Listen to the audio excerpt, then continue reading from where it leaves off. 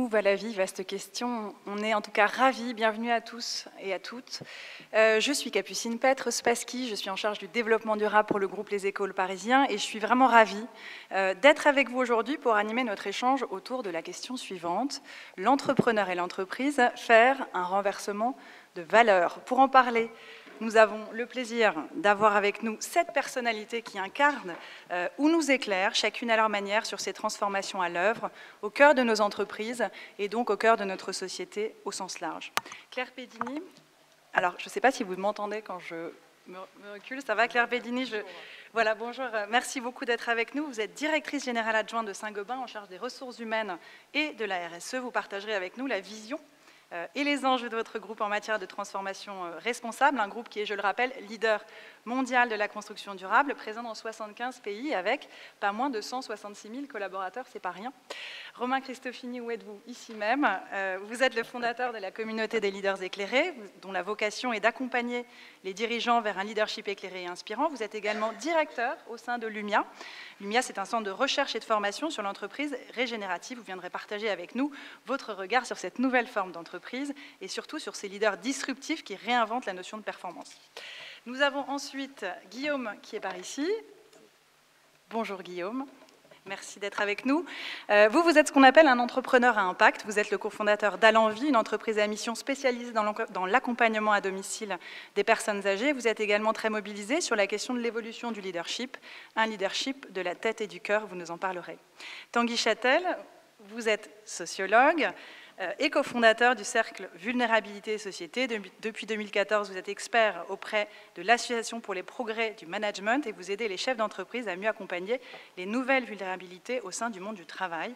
Vous allez partager avec nous votre regard sur la manière dont la fragilité, qui est inhérente, donc vous nous en parlerez, à l'entreprise, peut être source de création de valeur et plus seulement l'inverse.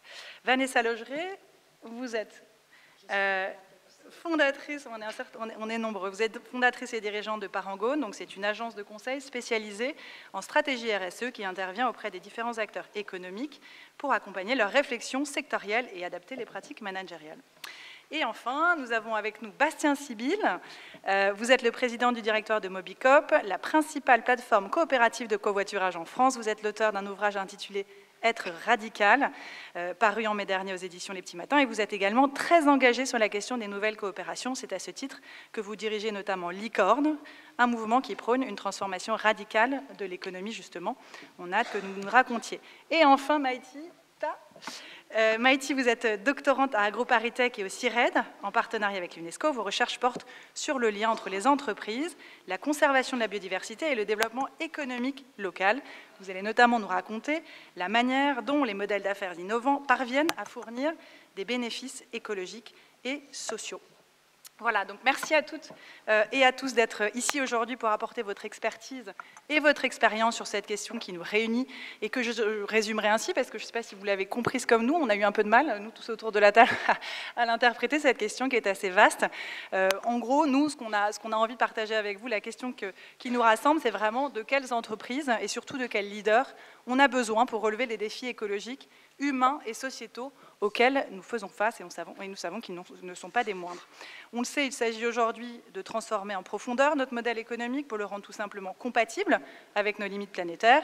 Et pour ce faire, les entreprises sont évidemment au cœur du jeu, souvent considérées comme en grande partie responsables du problème. Elles sont aussi aujourd'hui particulièrement challengées, forcément, par les consommateurs, par les collaborateurs, par la société tout entière, qui leur demande plus que jamais de faire désormais partie de la solution et non plus seulement partie du problème.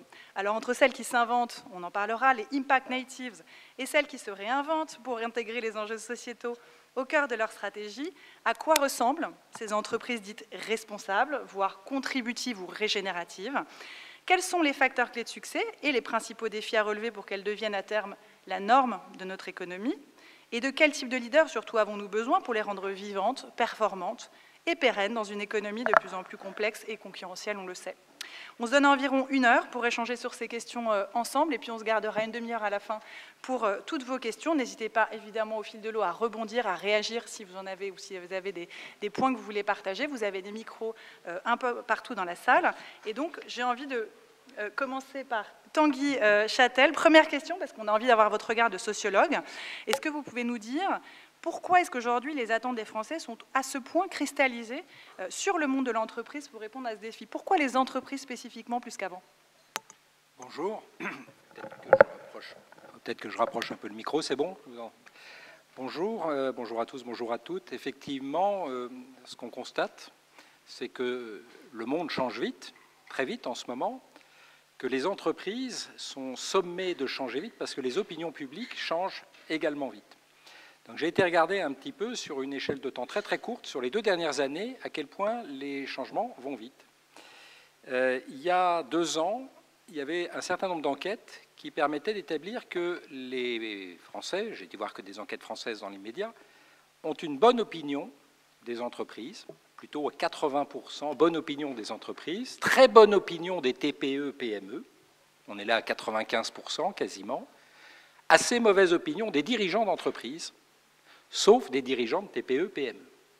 Ça, c'était il y a 2 ans, et puis il ne vous a pas échappé que l'actualité s'est un peu accélérée, et que donc nos repères vacillent. À partir de 2021, on voit que apparaissent des notions de manière... je parle de l'opinion publique, je ne parle pas des acteurs déjà éclairés du sujet, mais comment l'opinion publique peut faire basculer un certain nombre de systèmes. Eh bien, l'année dernière, on voit que l'opinion publique considère que l'entreprise n'est plus un lieu d'opposition entre responsabilité et rentabilité, mais qu'au contraire, la responsabilité de l'entreprise, c'est d'utiliser sa rentabilité à des fins d'engagement sociétal. Et ce n'est pas que de la RSE, ça va plus loin, parce que la RSE, c'est parfois une technique un peu une coquille, ça va plus loin que ça. On voit que ça se manifeste par des comportements, puisque les taux de désengagement des collaborateurs ont progressé de 19% sur ces 2 dernières années, que les taux de rupture de CDD avant le terme ont aussi progressé de 25% au cours des 2 dernières années. Donc ça veut dire qu'il y a une sanction de la part des collaborateurs à l'égard des entreprises, et qu'attendent les collaborateurs à l'égard de leurs entreprises, sous-entendu, qu'est-ce qui ferait qu'ils auraient envie éventuellement de se réinvestir dans le cadre du travail. Eh bien, les valeurs qui montent, c'est non seulement celles qui consistent... Alors ce que je n'ai pas dit, c'est que les gens pensent quand même que l'entreprise peut changer le monde, et pas l'État. Voilà, c'est l'entreprise qui aujourd'hui est investie de cette responsabilité de changer le monde en étant innovante. On n'attend pas de l'État qu'il le soit. Et quelles sont les valeurs qui commencent à apparaître comme étant explicites et mises en avant? Des valeurs de solidarité. Alors, entre société et solidarité, on peut comprendre que l'entreprise soit un lieu de cohabitation, mais ce n'était quand même pas typiquement ce type de valeurs qui était mis en avant. De transparence, de bienveillance, de flexibilité. Et puis alors le mot valise, le mot passe-partout, c'est le mot de sens. Bon, une fois que vous avez utilisé le mot de sens, vous ne savez pas ce que vous avez dit, parce que tout le monde va mettre derrière ce qu'il veut. Alors ce qui est intéressant, c'est que l'entreprise est désormais investie d'un champ extensif. Elle devient citoyenne. Et dès lors qu'elle devient citoyenne, elle devient un acteur engagé, responsable, mais surtout vivant. L'entreprise, ce n'est pas juste une entité formelle, ce n'est pas une case. Ça devient un acteur organique qui a d'ailleurs cette responsabilité, y compris écologique, au sens le plus large. Et on voit qu'il y a derrière cette idée qu'il nous faut amener, enfin la population attend de considérer, et que nous considérions l'entreprise comme étant un lieu organique. Et ça, c'est beaucoup plus nouveau. Ça veut dire que les facteurs de management qui vont se découler de cette pensée-là vont devoir être également organiques et pas mécaniques. Et donc les vieilles recettes, sans doute, aujourd'hui, ne répondent plus aux attentes. Justement, donc Romain Cristofini, on entend de plus en plus parler de l'entreprise dite contributive. Est-ce que vous pouvez nous éclairer sur ce concept-là, ce mot qui émerge de plus en plus dans le débat public?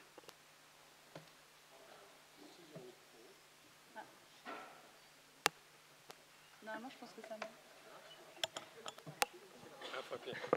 J'emprunte le micro de ma voisine. Personne n'a rien vu. Oui, plutôt vous donnez quelques repères sur l'entreprise régénérative, qui est la forme peut-être la plus aboutie aujourd'hui quand on se... Et qui est surtout une forme, c'est ça que j'ai envie de vous passer comme message, une forme qui peut nous amener beaucoup d'espoir, beaucoup d'ambition dans la façon de transformer nos entreprises. Avant de vous parler de ces fondements de cette entreprise régénérative, c'est important de parler du contexte.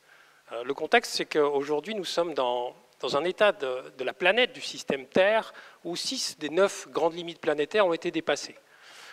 On est également aujourd'hui face à ce qu'on appelle les planchers sociaux, qui sont définis notamment dans le modèle de la donut economy, où l'ensemble, finalement, quasiment l'ensemble des planchers sociaux aujourd'hui ne sont pas respectés. Les planchers sociaux, c'est les planchers de l'humanité, le droit d'accès, par exemple, à l'éducation, à l'énergie, à l'eau, à toutes les choses fondamentales. Ce qui veut dire, en substance, que le système dans lequel nous sommes, le système économique, il a failli. Et il a failli pour deux raisons, en tout cas, il y en a plusieurs, mais il y en a deux qui expliquent pourquoi le régénératif va être une des réponses possibles. La première raison, c'est que ce modèle économique qui nous a amené de la richesse, il est basé sur une logique extractiviste. On extrait beaucoup de matière, on rejette beaucoup de déchets, et sur une logique volumique, c'est-à-dire qu'on produit beaucoup, on doit produire plus de produits, plus de services pour assumer notre croissance.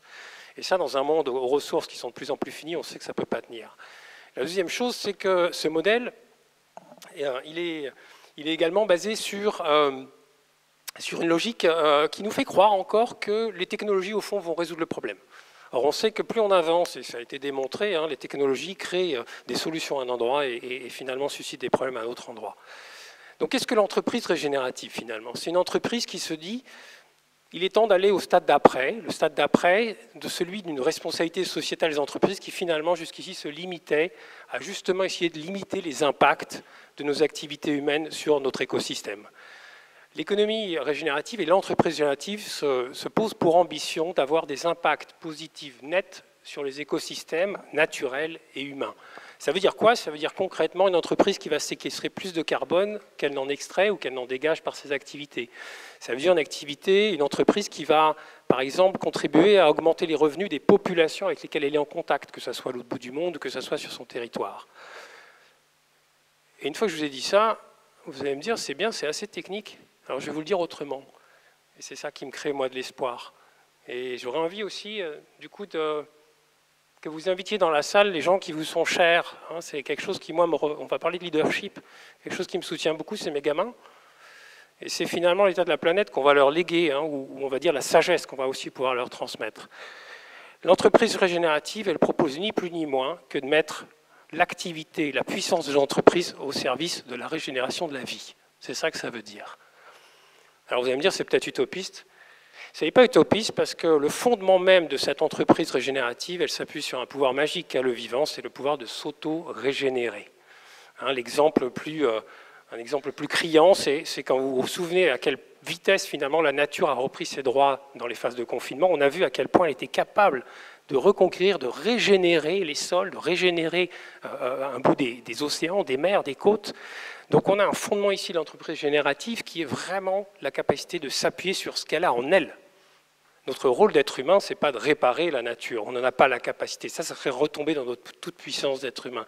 Notre rôle, ça va être de faciliter l'expression maximale du potentiel du vivant.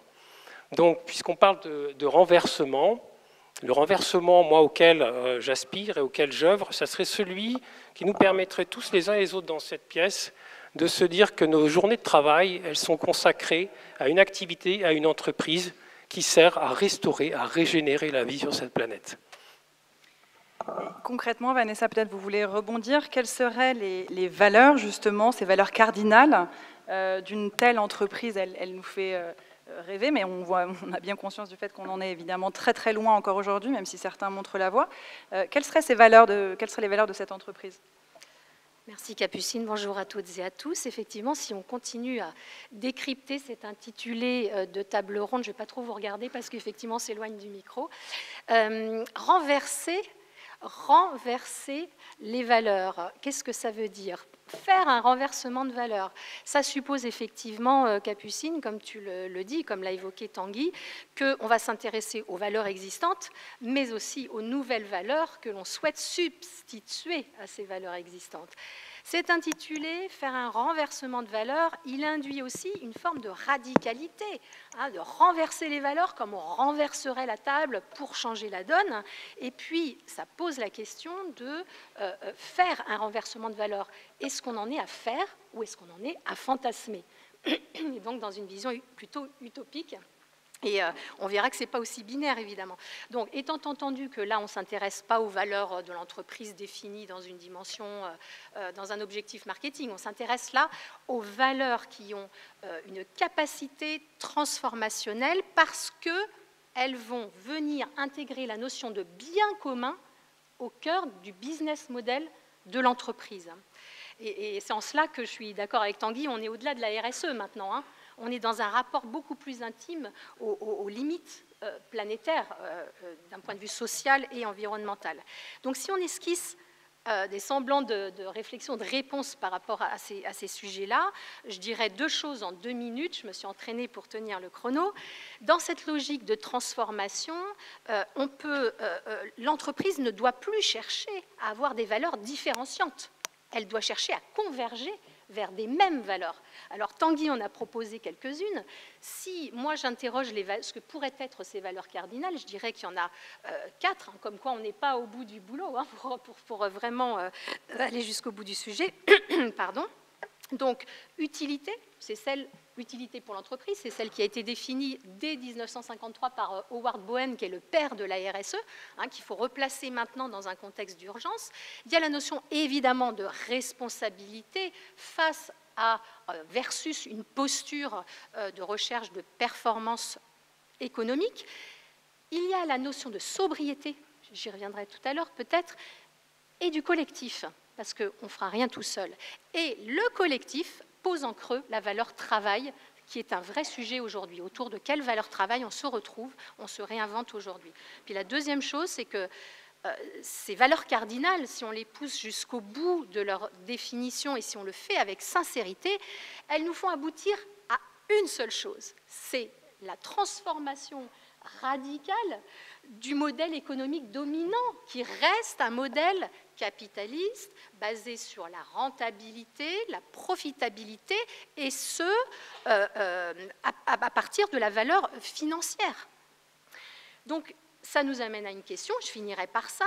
L'entreprise, est-ce qu'elle est réellement aujourd'hui le creuset de cette transformation-là ? Je dirais oui, il se passe quelque chose d'extrêmement puissant. Vous avez peut-être lu la tribune de Pascal Desmurger ce matin dans Les Échos, justement, Capucine, qui nous parle de quoi? Il nous parle de la sobriété commerciale. La sobriété commerciale, et beaucoup d'entreprises en sont déjà là dans leur maturité, sur le chemin de la régénération, de la transformation. C'est accepter qu'on va renoncer à l'augmentation du volume de vente. C'est énorme, c'est une grosse révolution. Et donc, si ces entreprises-là pionnières, je parle de la Maïf, je parle de la Camif, je parle de toutes ces entreprises, Patagonia, qui sont en train de montrer la voie, si, aux côtés des entreprises impact natives, comme tu les as nommées tout à l'heure, Capucine, on est capable de démontrer qu'au modèle de croissance basé sur l'augmentation de la vente et du volume vendu, si on est capable de substituer à ça un modèle de croissance qui va proposer des nouveaux services de durabilité, alors là, oui, peut-être qu'on va commencer à bouger quelque chose. Et c'est Malcolm Gladwell, le sociologue, qui parlait du tipping point, hein, ce fameux 10%, où au-delà des 10%, on va faire de l'exception la norme. Inspirant. Claire Pedini, donc vous êtes en charge, je le disais, de la transformation responsable de Saint-Gobain, un groupe qui est à la fois très performant d'un point de vue économique, on en parlait encore récemment, et qui est aussi mobilisé de longue date sur sa transformation sociale et environnementale. Vous êtes aussi, et on en parlait juste avant, le leader mondial d'un secteur qui représente à lui tout seul 40% des émissions de gaz à effet de serre de la planète. Comment est-ce qu'un groupe comme Saint-Gobain s'organise pour faire, comme on le disait en introduction, partie de la solution et non plus du problème? Et comment est-ce que ça va se traduire concrètement en fait, dans la stratégie de l'entreprise et dans son déploiement au quotidien? Oui, c'est effectivement quelque chose que nous avons, j'allais dire, intégré dans notre modèle de développement depuis de nombreuses années. On parle aujourd'hui de l'environnement, mais Saint-Gobain, depuis de nombreuses décennies, a mis la personne au centre de son modèle d'affaires, d'abord en s'occupant de ses salariés, de leur carrière, de leur développement, de leur formation, ensuite en s'occupant très bien de leur sécurité. On a divisé par 15 ces 12 dernières années nos taux d'accident, par exemple. Ensuite, en développant des prises en charge de santé. Les salariés de Saint-Gobain ont tous un minimum de Par exemple, pour les femmes, de 14 semaines de congé maternité, ça nous paraît évident en France, mais il y a des tas de pays dans le monde dans lesquels ce n'est pas le cas, et toutes les femmes de Saint-Gobain ont ça. Une prise en charge de frais médicaux aussi, à minimum. Et puis, petit à petit, l'environnement est aussi monté en puissance dans le modèle d'affaires de Saint-Gobain, et il est devenu totalement consubstantiel. Et c'est là où, quand on dit finalement la RSE, c'est quoi chez Saint-Gobain? La RSE chez Saint-Gobain, c'est sa stratégie. C'est sa stratégie, puisque comme vous le disiez, on est leader de la construction durable. Ça veut dire quoi? Ça veut dire qu'avec les solutions que nous vendons à nos clients, eh bien, nous aidons à décarboner cette industrie dont vous rappeliez qu'elle... c'est pas Saint-Gobain en tant que tel, mais c'est cet immeuble dans lequel on est, qui est peut-être pas le mieux isolé de la planète. C'est la capacité à construire en supprimant 50% de matière pour faire des murs beaucoup plus légers, parce qu'on parle du CO2, mais le bâtiment, c'est aussi 50% de l'extraction mondiale de matières premières, quand on prend la chaîne de valeur intégralement. Donc construire de façon plus légère, utiliser les déchets dans la construction, donc créer de la circularité. Vous parliez de frugalité. Le meilleur moyen de créer de la frugalité, c'est de réutiliser de manière circulaire les matériaux. Et chez Saint-Gobain, on est numéro 1 mondial du vitrage. Le verre, c'est le métier, la matière circulaire par excellence. On reprend du verre, on le fond, on le réutilise. Et on sait aujourd'hui produire du verre en émettant 0 gramme de carbone. C'est une prouesse technologique dont nous avons fait une première mondiale au mois de mai dernier. Donc voilà, nous, le terme de renversement de valeur est certainement volontairement un peu provocateur. Je le vis plus comme un progrès continu. En tout cas, nous concernant, là où je rejoins les précédents intervenants, c'est que si nous le vivons comme un progrès continu, ce renversement de valeur, on le voit nettement à l'extérieur de l'entreprise. Et donc, dans nos parties prenantes, nos salariés qui rejoignent Saint-Gobain, parce qu'on est là justement pour améliorer ce secteur. Et moi qui suis aussi responsable des ressources humaines, les gens que je recrute, la première chose qu'ils nous disent quand ils viennent chez Saint-Gobain, c'est « je veux améliorer la situation ». Et je sais, et M. Châtel le disait, les entreprises jouent un rôle là-dessus. Et donc je veux rentrer dans une entreprise pour faire la différence, parce que ça a du sens, et parce que peut-être vous, chez Saint-Gobain, vous avez une grosse partie de la solution.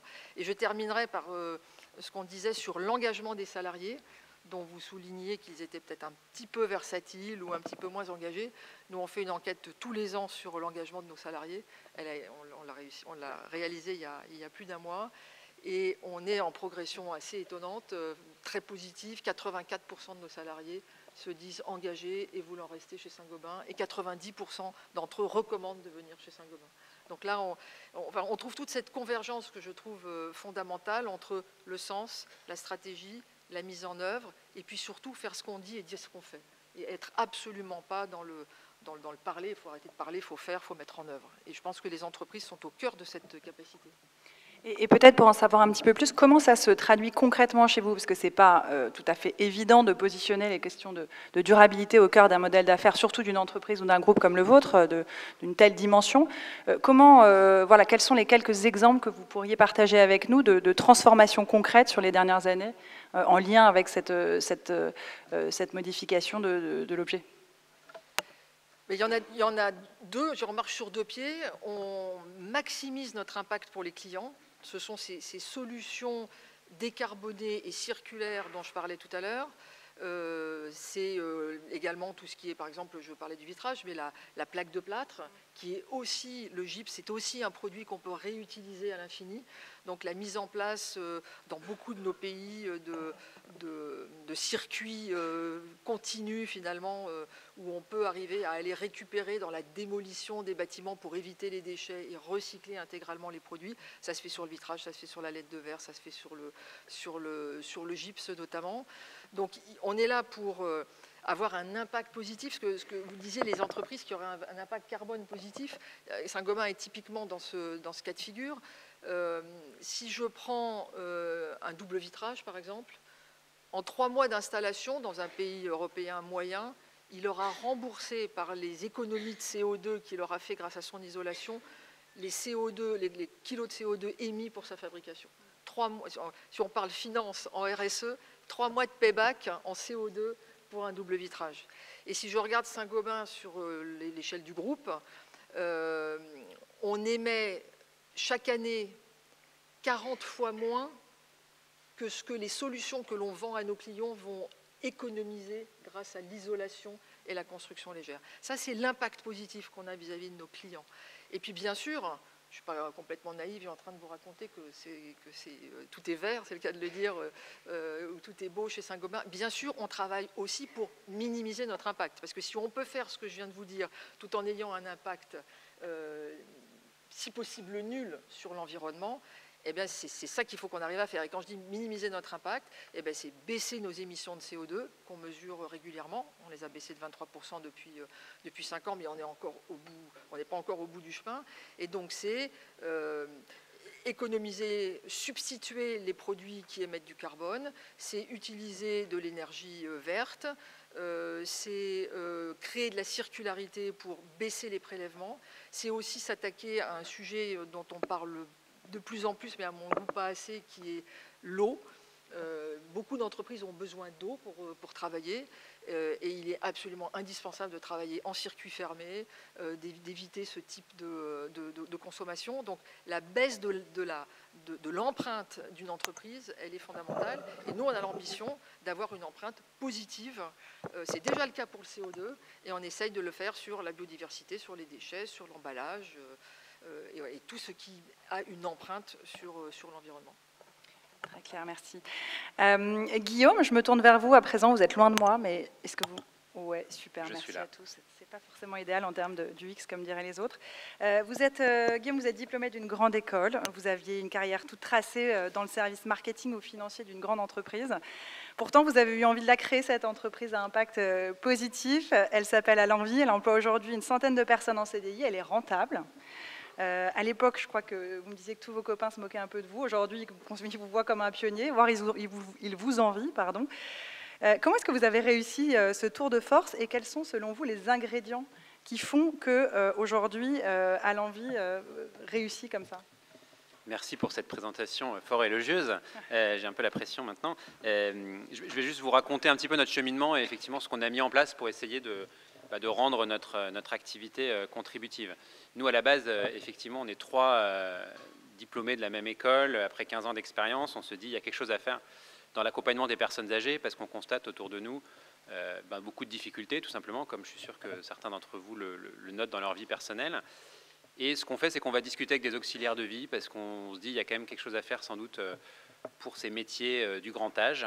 Et en discutant, on fait un constat dont on ne s'est pas départi depuis, qui est le manque de valorisation de ces métiers. Donc manque de valorisation évidemment financier parce que les conditions sont précaires, mais aussi dans l'organisation du travail. Parce qu'en fait, on a écouté beaucoup d'auxiliaires de vie qui nous expliquaient à la fois le poids qu'elles avaient sur les épaules quand elles étaient seules avec la personne âgée, et immense paradoxe, l'infantilisation, la déresponsabilisation qu'elles ressentaient dans l'organisation qui les employait, où on leur disait tu dois aller à telle heure là, à telle heure tu dois être parti, il y a une pointeuse qui va vérifier que tu ne dépasses pas de 5 minutes, et qui nie en fait leur capacité à sur le terrain savoir comment s'organiser. Et face à ça, nous, on a créé un modèle d'organisation du travail inspiré d'un modèle aux Pays-Bas qui s'appelle Buurtzorg, que certains d'entre vous connaissent peut-être. Et on a créé des équipes autonomes d'auxiliaires de vie en CDI, à temps plein au maximum, mais qui gèrent eux-mêmes, ou elles-mêmes souvent, parce que ce sont souvent des femmes, leur planning, la relation avec les familles, et également qui décident qui elles recrutent dans leur équipe. Donc d'abord, on est parti par l'innovation managériale, c'était vraiment notre point de départ, et on n'avait pas du tout pensé à d'autres sujets sur la gouvernance ou sur les business models régénératifs au départ. Maintenant, une fois qu'on a fait ça, on s'est rendu compte d'une chose assez bête, c'est que quand vous donnez de l'autonomie aux collaborateurs dans leur travail, la question du sens devient primordiale. Puisque pour avoir de l'autonomie, il faut savoir pourquoi on travaille ensemble, il faut des concepts fédérateurs. Et donc ça nous a amené à travailler d'abord sur des mots, puisqu'on s'est mis à parler d'auxiliaire d'envie au lieu d'auxiliaire de vie pour montrer que le projet était différent. Mais assez vite, on a vu aussi l'arrivée des sociétés à mission et on a formalisé une mission qui est humaniser l'accompagnement des personnes qui ont besoin d'aide et de soins en valorisant les professionnels et en réconciliant les enjeux humains et économiques de notre secteur. C'est un vaste programme. Et en fait, on se rend compte qu'à partir du moment où on a formalisé cette mission, si on cherchait à être cohérent, automatiquement, les rapports de légitimité, de pouvoir dans l'entreprise devaient évoluer. Parce que qui est légitime par rapport à cette mission? Est-ce que c'est les jeunes hommes qui est diplômé d'école de commerce, qui détiennent le capital de l'entreprise qui l'ont créé? Est-ce que c'est la personne qui passe sa journée à tenir la main de personnes âgées, parfois jusque dans leurs derniers moments? On ne peut pas ne pas vouloir rééquilibrer un peu les rapports aussi de gouvernance. Donc ça nous a amené à travailler sur la gouvernance. Donc société à mission, comité de mission qui intègre des salariés, mais aussi un comité de gouvernance partagé qui implique les salariés sur des décisions au-delà de leur quotidien, sur la vie de l'entreprise, et l'adoption du cadre ESUS, entreprise solidaire d'utilité sociale. Donc du management, on est arrivé à la gouvernance, en passant par aussi la culture. Et puis une fois qu'on a eu cette nouvelle gouvernance, on s'est mis à vouloir amplifier notre impact, puisqu'on avait cette mission qu'on voulait développer. Pour amplifier l'impact, on a été voir des financeurs. Et là, automatiquement, quand vous arrivez avec des financeurs, devant des financeurs en disant « je suis entreprise d'utilité sociale, il y a des critères de lucrativité limités, j'ai une mission qui est de faire changer tout le secteur et pas uniquement de gagner de l'argent », automatiquement, vous rencontrez des gens, vous faites fuir pas mal de monde, et puis vous en rencontrez certains qui s'intéressent vraiment à votre projet, et ça vous permet de trouver des financeurs alignés avec votre mission. Donc typiquement, nous, je peux les nommer, des gens comme Fitrust ou Neuve ESS, qui nous ont challengés, y compris jusqu'à avoir des indicateurs de pourcentage de nos bénéficiaires à faible revenu pour qu'on soit encore plus accessible au niveau tarifaire, donc alors que ça va au détriment de la marge de l'entreprise. Et donc le fait d'avoir ces financeurs alignés, je dirais que si je fais un peu la réaction en chaîne, c'est aussi que ça nous a permis du coup de développer des modèles économiques différents et peut-être pas en phase avec le guide, le bon manuel du jeune entrepreneur qu'on a tous tendance à suivre. Et donc par exemple, au bout de 2 ans d'activité, on s'est rendu compte que c'était très bien d'avoir un opérateur d'aide à domicile, mais qu'on n'allait pas, vu sur un marché de 6 milliards, faire changer le marché comme ça, juste en développant un opérateur, parce que l'innovation managériale ne fait pas prendre des parts de marché de manière magique sur un marché déjà établi, enfin en tout cas dans notre cas, désolé si certains le croient, ça rend les gens plus heureux, mais c'est pas pour autant que ça impacte le business autant qu'on voudrait. Et donc nous, par contre, on s'est rendu compte que la formation était un enjeu très important dans notre secteur et que beaucoup de nos confrères avaient envie de se former à ces nouvelles formes de management, se former leurs collaborateurs plus globalement à la dimension humaine du métier. Et donc on a créé un organisme de formation, mais après à peine 2 ans d'activité. Donc si on avait écouté tous je dirais, le prêt-à-penser sur l'entrepreneuriat, on nous aurait dit d'abord vous atteignez une taille critique sur une activité avant de vous diversifier. Et donc en fait, c'est cet alignement avec la mission, le fait d'avoir des financeurs qui n'ont pas, parce qu'en plus on leur a annoncé ça 1 mois après avoir bouclé la première levée de fonds, on leur avait vendu autre chose. Et le fait d'avoir des financeurs qui comprennent qu'en fait c'est un moyen d'avoir un impact plus fort sur le secteur et qui valorisent ça, ça nous a permis de lancer finalement une nouvelle activité, un nouveau modèle économique qui aujourd'hui est celui d'ailleurs qui nous tire vers le haut. Et dernière chose, après j'en finis, on a aussi senti le besoin en cours de route, on a travaillé sur le management, sur la gouvernance, sur l'alignement, la recherche de financeurs alignés. On a également ressenti le besoin de développer nos propres indicateurs. Donc on a créé un outil qui s'appelle l'indice d'alignement humain, qui est un outil qui cherche à évaluer à quel point les conditions de travail des auxiliaires de vie sont alignées avec leur vocation, les raisons pour lesquelles elles font ce job. Et c'est un outil qu'on utilise pour voir dans quelle dimension, entre les dimensions très matérielles et les dimensions plus inspirantes, immatérielles, il fallait qu'on travaille. En fait, on a développé cet outil aussi en open source, on n'a pas cherché à en faire un business, et il est utilisé aujourd'hui par une 50aine de structures d'aide à domicile pour se décentrer, ne pas regarder que la marge brute à la fin du mois, mais regarder, avoir des indicateurs qu'on cherche vraiment, qui essayent d'encapsuler ce qu'on cherche vraiment à améliorer, c'est-à-dire les conditions de travail des professionnels. Et donc, c'est nous, vous avez parlé de RSE, et j'ai récemment lu dans les Échos Cécile Renoir, la présidente du campus de la transition, qui a parlé de responsabilité systémique de l'entreprise. Nous, c'est vraiment comme ça qu'on voit la RSE, c'est-à-dire essayer de faire système au sein de son secteur pour le faire évoluer, et en essayant d'être un peu au top de l'état de l'art, on va dire, sur tous les compartiments du jeu. Et pour moi, les compartiments du jeu, c'est évidemment le management, parce que l'entreprise, c'est avant tout une communauté humaine. C'est la gouvernance, parce qu'une entreprise, c'est des textes, c'est des rapports de pouvoir. Et c'est aussi le chiffre, parce qu'une entreprise, on la voit aussi comme la production de chiffres qui mesurent l'utilité. Et si vous ne vous intéressez pas aux chiffres, aux normes comptables, vous passez aussi à côté de quelque chose. Donc c'est un gros boulot. Mais ce que j'essaie d'illustrer là à travers mon témoignage, c'est qu'en fait, quand on cherche vraiment de manière cohérente et authentique, les réactions en chaîne fonctionnent très bien. Et donc il faut se faire confiance et y aller. C'est génial, tu viens de lister tous les sujets qu'on va continuer à aborder ensemble. Vous avez tous beaucoup à nous dire là-dessus. Maïti, j'aimerais qu'on s'arrête 2 minutes avec vous sur la question de la territorialité. Ça fait partie des réponses aussi possibles de l'entreprise. Vous l'avez étudié de près, je crois. Alors, c'était pas tout près d'ici, mais en tout cas, vous connaissez par cœur le sujet. Comment est-ce que ça fonctionne et quels enseignements on peut en tirer, cette expérience qui a eu lieu, je crois, en Amérique latine? Oui, tout à fait. Alors, malheureusement, comment ça fonctionne, je ne vais pas pouvoir vous apporter de réponse tout de suite parce que c'est la question que j'explore dans ma thèse. En revanche, qu'est-ce qu'on entend par un modèle territorial? Et je reprends le mot que vous avez utilisé, systémique. C'est, je pense, un modèle qui a beaucoup de rapprochement avec le modèle régénératif qui a été développé par Romain, mais qui va un petit peu plus loin dans l'opérationnalité. Donc un modèle territorial, ça va être une entreprise qui va en fait prendre en compte les enjeux spécifiques à un territoire, donc qui vont être limités dans l'espace et dans le temps. Et qu'est-ce que ça implique? Ça, c'est par exemple, si une entreprise veut se fournir en matières premières dans 2 pays différents, elle va mettre en place, elle va le faire de 2 manières différentes.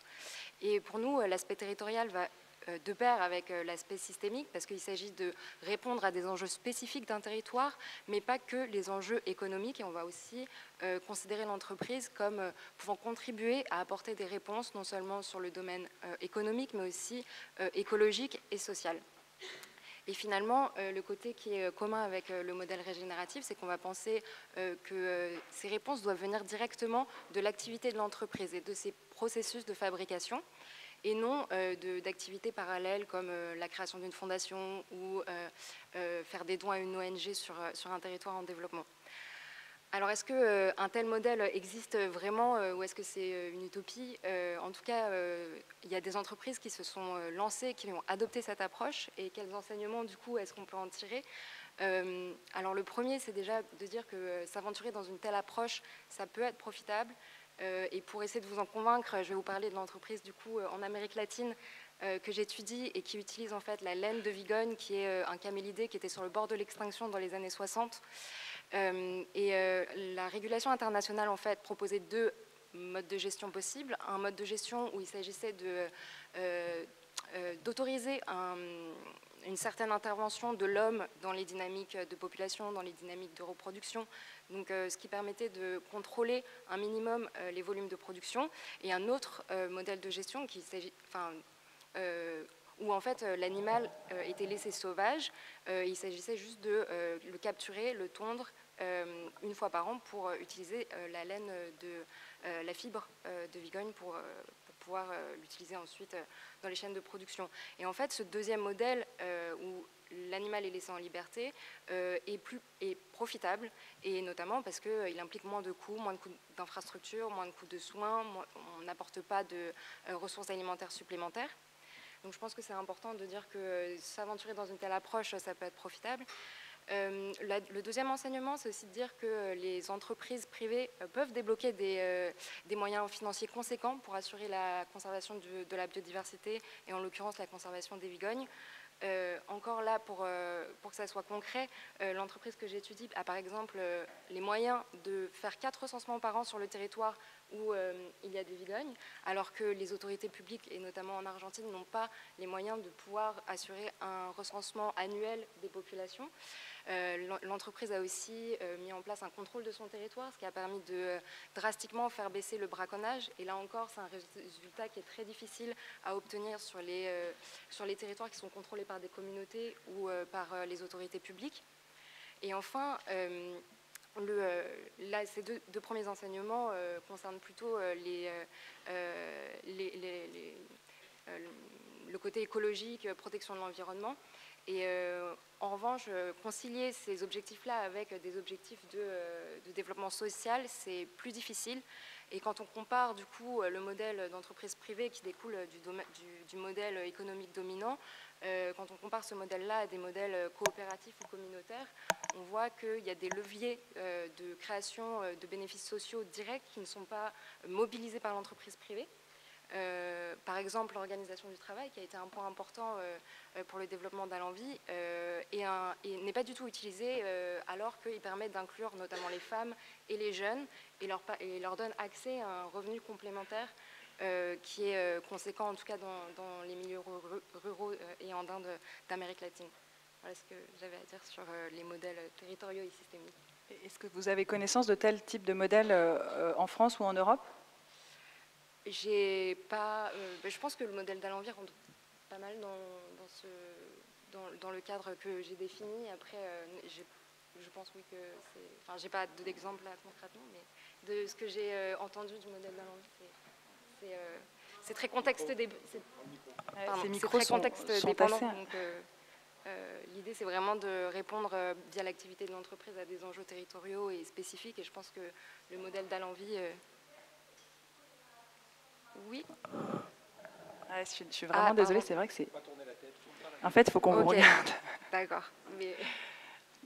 Bon, on va poursuivre sur ce sujet-là un petit peu plus tard. J'aimerais maintenant qu'on s'intéresse à vous, Bastien Sibylle. Vous prenez on va dire un mode de fonctionnement, en tout cas une transformation plus radicale. De quel type de radicalité a-t-on besoin selon vous et comment ou de quelle manière ce modèle coopératif que vous représentez pourrait-il y répondre? Oui, mais écoutez, est-ce que vous m'entendez bien? Encore plus proche, ouais, vraiment, je me rapproche alors. D'abord, merci pour l'invitation et pour l'échange d'aujourd'hui. Je vois qu'il y a dans la salle pas mal de jeunes et ça me fait plaisir parce que c'est pas dans toutes les salles dans lesquelles j'interviens où la jeunesse est présente. Or, tout ce qu'on est en train de se raconter, il ne faut pas se cacher derrière notre petit doigt. C'est vous qui allez le mettre en place. Et c'est vous que ça concerne. Alors, si on vous parle à vous, qui allez vivre dans un monde dans lequel, plus encore qu'aujourd'hui, le vivant se sera intensément rétréci. On a perdu 70% des populations de vertébrés depuis 1970. 33% des populations d'eau douce. 76% des populations de poissons migrateurs en eau douce. Ce que je voudrais qu'on entende tous ici, quand on dit ça, c'est que les problèmes qu'on adresse là, nous, sur le plan économique, en fait, sont des problèmes d'une radicalité évidemment sans précédent. Et surtout, ce sont des problèmes qui nous posent la question, au-delà presque de leur dimension écologique, parce que, soyez rassurés, le vivant va repartir. La question qui se pose à nous, c'est une question de civilisation, et c'est une question de savoir comment est-ce qu'on habite le monde. Là-dedans, les acteurs économiques ont un rôle qui est déterminant. Alors, si on veut arrêter de se raconter des choses en tribune, il faut commencer par se demander qu'est-ce que c'est qu'un acteur économique? Qu'est-ce qu'une entreprise? Une entreprise, dans sa formulation classique, c'est la réunion d'un ensemble de capitaux qui permettent de développer une activité économique. Dans une entreprise classique, dans une société de capitaux, c'est l'assemblée générale des actionnaires qui prend les décisions selon le nombre d'actions qui sont détenues par chacun d'eux. C'est-à-dire que dans une salle comme la nôtre aujourd'hui, si nous sommes une entreprise de capitaux normale, comme il y en a tant que vous connaissez bien, si à nous tous, nous représentons 49% du capital, si nous tous nous disons ça suffit la dégradation de l'environnement, il suffit qu'une voix se lève, qu'elle appartienne à un fonds d'investissement qui n'est pas d'accord avec cette position, pour que cette position soit caduque. C'est-à-dire que tous les discours que nous tenons depuis tout à l'heure sur la RSE, sur l'entreprise à mission, sur l'entreprise régénérative, tous ces discours sont soumis à la volonté des actions représentées dans la salle, je ne vous parle pas des personnes, des actions, de suivre ces dispositifs. On peut être mis en défaut demain. Guillaume, dans la très belle entreprise qu'il nous a décrite, si demain c'est plus lui qui détient le capital, tout ce qu'il nous a décrit est à la merci d'un changement, d'un revirement. Toute entreprise régénérative qu'elle soit, si demain les actionnaires changent, demain sa position changera. Danone a été la première entreprise à mission cotée en bourse. Une entreprise, une très belle entreprise, avec une dimension d'innovation sociale extrêmement forte. Ses fondateurs avaient nommé un président-directeur général, Emmanuel Faber, qui portait cette vision. Des fonds d'investissement particulièrement actifs ont à un certain moment décidé que la vision de l'entreprise dans sa dimension écologique et sociale n'était pas suffisamment rentable, n'était pas alignée avec leurs objectifs de rentabilité. Ils ont changé le PDG. Donc, si on veut vraiment transformer l'impact écologique de nos activités économiques, il faut transformer le rapport de l'entreprise au capital. Tant que ce sera le capital qui décidera dans les entreprises, alors les entreprises auront une rationalité qui visera à maximiser leur rentabilité et à croître. Or, la transition écologique demande la décroissance. La transition écologique demande une rentabilité amoindrie. Et c'est pour ces raisons que je crois, et on est plusieurs à le croire, que des sociétés qui sont emmenées par des personnes et non pas par des capitaux sont mieux positionnées pour conduire la transition écologique parce qu'elles ne sont pas soumises à la rationalité du capital. Ces entreprises, elles existent. Les mutuelles, la Massif, qui a fortement contribué à cet événement d'aujourd'hui, qui est une mutuelle, des coopératives. Je dirige une coopérative qui s'appelle Mobicop. Ces entreprises ont décidé de disjoindre leur gouvernance du capital. Quand l'Assemblée générale de la Massif se réunit, quand l'Assemblée générale de Mobicop se réunit, attendez, je ne vous parle pas de choses marginales, hein. Il y a 5 millions de sociétaires à la Massif. Quand nous nous réunissons dans une salle comme celle-ci, chaque voix compte pour la même valeur que la main qui se lève à gauche. Qu'il y ait un investisseur qui ait 51% du capital, ou 49%, peu importe, sa voix comptera autant que celle de son voisin. Et dans ces conditions, décorrélant l'activité économique de la rentabilité du capital, alors oui, on peut faire ce qu'on dit, pour reprendre votre expression, Madame Pedini, c'est-à-dire aligner la vision avec l'action, parce que tant qu'on est soumis à la rationalité du capital, à un moment, on y est ramené. Je m'arrête là pour la suite du débat. Claire Pedini, vous voulez rebondir ?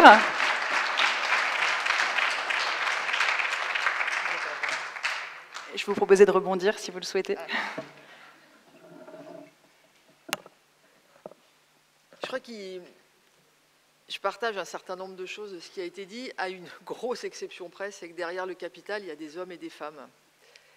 Et in fine, ce sont des décisions humaines qui sont prises. Et nous, quand on discute avec nos actionnaires, on partage ce que j'ai partagé avec vous, on essaye de les convaincre, et on les convainc d'ailleurs, généralement, assez bien, que c'est l'intérêt collectif que d'avancer dans cette direction. Et je crois qu'il ne faut pas plaquer des systèmes et des process en oubliant derrière l'humain. Les décisions sont prises par des hommes et des femmes, ça c'est la première chose. Et nous rencontrons de plus en plus de capitalistes, pour reprendre un peu votre propos, qui heureusement, et j'en fais partie, sont convaincus que si on ne fait pas ça, on n'y arrivera pas. Donc je ne pense pas que ce soit une question de système. C'est une question de volonté, c'est une question d'honnêteté, c'est une question d'engagement, c'est une question aussi, comme on le fait aujourd'hui, de communication, de conviction, d'explication. On n'a pas d'autre solution que d'avancer comme ça. Donc oublions, je ferai un petit peu de provocation, oublions un peu le dogmatisme et les systèmes et les organisations. Ce n'est pas un sujet de système, c'est un sujet de volonté. D'ailleurs, comme vous dites, si on est tous d'accord, si on veut tous avancer, eh bien on va avancer, système ou pas système. Je crois qu'il faut vraiment faire confiance à l'entrepreneuriat au sens très individuel du terme. Il faut faire confiance, comme on fait confiance à ses salariés, comme on fait confiance à une organisation pour avancer et réussir. Alors on va y venir exactement, on va y venir à cette question du leadership pour faire naître et grandir ces entreprises différentes. Peut-être Vanessa, Guillaume, vous vouliez réagir également ou Peut-être pour faire la transition avec le sujet qui vient, ce sujet de leadership, moi j'ai très envie de rebondir sur ce que vous venez de dire, Claire. Je voudrais juste peut-être corriger un tout petit peu, pas laisser croire, Bastien, que Emmanuel Faber a été évincé parce qu'il menait ce projet. Il y a un certain nombre d'autres complexités et ne laissons pas s'installer l'idée que les leaders qui font ce job se font virer parce qu'ils font ce job.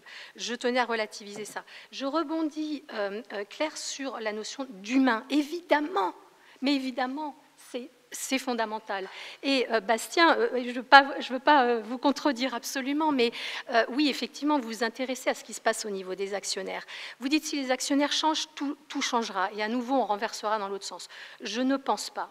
Je pense que si on construit ces trajectoires de responsabilité sociétale, même de leadership sociétal, j'y reviendrai peut-être tout à l'heure, avec les hommes et les femmes et les hommes de l'entreprise, il y a un moment donné où on ne pourra pas faire machine arrière. Donc, ça veut dire que le boulot qu'on a à faire aujourd'hui, c'est d'aller diffuser cette culture de la transformation à tous les étages de l'entreprise, avec tous les métiers, avec tous les services. On n'a pas le droit d'en faire une affaire d'experts. On en fait une affaire de femmes et d'hommes mobilisés pour apporter des solutions concrètes. Vous parliez de solutions concrètes tout à l'heure, évidemment que c'est ça ce qu'on cherche. Quand on cherche à faire système, c'est pour aller chercher des solutions concrètes. Donc il est peut-être utile d'avoir un triptyque, un mémotechnique qu'on utilise souvent, nous, en tant qu'agence, auprès des entreprises, qui serait toute démarche de ce type-là, de responsabilité sociétale, de construction de leadership sociétal, s'appuie sur un effet révélateur. On ne fait rien si on importe une recette, on va chercher la richesse de l'entreprise. La richesse de l'entreprise, c'est les femmes et les hommes qui ont des solutions, qui ont des idées, qui ont des envies. 2, on ne renverse pas les valeurs seules. Donc, on va le faire en mobilisant dans l'entreprise, mais on va le faire en mobilisant au-delà de l'entreprise. On parlait, Maïti, tu parlais des ONG, tu parlais des territoires. Il faut aller construire cette convergence sur les territoires. Et puis, juste, c'est l'effet d'entraînement qu'on recherche. Et cet effet d'entraînement, il marche par cercles qui s'élargissent. Le cercle des hommes et des femmes de l'entreprise, 100% des collaborateurs doivent être formés à tout ça. Ce n'est pas 30%, ce n'est pas 20%, c'est 100%. C'est un engagement que l'on porte tous les jours. Et puis ensuite, on élargit. On va chercher l'adhésion à tous les niveaux jusqu'à chercher de l'impact pour l'ensemble de la société. Voilà, j'avais très envie de réagir là-dessus. Et Guillaume, tu veux dire un mot aussi? Oui, juste quelques mots sur le leadership. Vous connaissez, pour beaucoup d'entre vous, le rapport Meadows 1972, Club de Rome. Moi, j'ai appris récemment qu'en 1979, le Club de Rome avait publié un autre livre qui s'appelle No Limits to Learning, The Human Factor, Bridging the Human Gap. En fait, dès la fin des années 70, les gens qui se préoccupaient du sujet, bien avant beaucoup d'entre nous, avaient identifié que rien ne serait possible sans un changement finalement de conscience, un changement de leadership qui soit basé sur l'apprentissage de nouvelles choses. Et donc moi, je voulais juste livrer quelques réflexions. Moi, j'ai la chance de suivre actuellement un programme de la Art Leadership University, donc l'université du leadership du cœur. On y enseigne le leadership du cœur, pas uniquement au sens premier du cœur comme empathie, mais aussi du cœur au sens courage et intuition. Et je voulais juste donner quelques exemples, moi, que j'observe de leadership du cœur. Pour être très concret aujourd'hui, c'est quoi, à mon avis, un leader du cœur? C'est, par exemple, ce sont des leaders qui renoncent. Souvent, quand on aime quelqu'un ou quelque chose, on renonce à d'autres choses. Et aujourd'hui, on commence à voir dans les rapports de mission d'entreprise ou dans les engagements, par exemple, qui ont été pris à la Convention des entreprises pour le climat, des entreprises qui renoncent.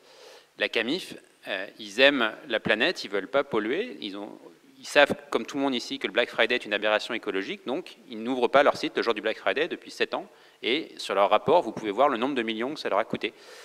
L'entreprise Mustela, elle fait des produits, vous connaissez tous, pour certains, je suis sûr, pour les bébés. Ils aiment les bébés et les lingettes, c'est pas bon pour l'environnement, donc ils vont arrêter de produire des lingettes. Ça va leur coûter plusieurs millions par an, des parts de marché importantes. Donc là, on est dans quelque chose qui veut dire quelque chose en termes de leadership. Un autre exemple de leadership du cœur, je pense, et qui a un vrai renversement de valeur, je pense, c'est par exemple quand vous êtes un dirigeant ou une dirigeante d'entreprise, est-ce que vous aimez plus votre rationalité ou est-ce que vous aimez les gens avec qui vous travaillez? Et finalement, qu'est-ce qu'une bonne décision à l'aune de cette question? Est-ce qu'une bonne décision, c'est une décision qui est soi-disant votre rationalité, ou est-ce que c'est une décision où vous sentez que les gens autour de vous se sentent confortés, se sentent responsabilisés, se sentent avancés en prenant cette décision?